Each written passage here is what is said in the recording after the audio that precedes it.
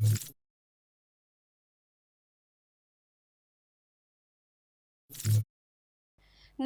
હું છું પ્રિયા અને તમે જોઈ રહ્યા છો જનતા કી જાણકારી ન્યૂઝ।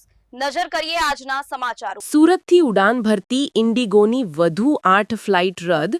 ફ્લાઇટ ચોથા દિવસે રદ થતાં મુસાફરો રજડી પડ્યા। સુરત એરપોર્ટ પર ઇન્ડિગોની 8 ફ્લાઇટ કેન્સલ થઈ છે અને 2 ફ્લાઇટ મોડી પડી છે। રિફંડ અને માર્ગદર્શન ન મળતા મુસાફરોમાં ભારે રોષ જોવા મળ્યો છે। સુરત દિલ્હી, સુરત ગોવા, સુરત જયપુર ફ્લાઇટ કેન્સલ થઈ હોવાની વાત સામે આવી છે। ગઈકાલે પણ સુરત ઇન્ટરનેશનલ એરપોર્ટ ઉપર સતત ત્રીજા દિવસે 3 ફ્લાઇટ્સ રદ થઈ હતી। નવા ડીજીસીએ સલામતી નિયમોને કારણે કુની અછત વર્તાઈ છે, જેના કારણે દેશની સૌથી મોટી એરલાઇન્સ ઇન્ડિગોની ફ્લાઇટોને ગંભીર અસર પહોંચી છે।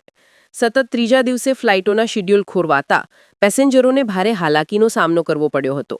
ઉલ્લેખનીય છે કે દેશભરમાં 300થી વધુ ફ્લાઇટો રદ થઈ હતી।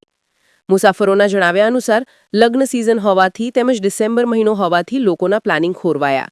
રિપોર્ટર સુનિલ ગાંજાવાલા, સુરત।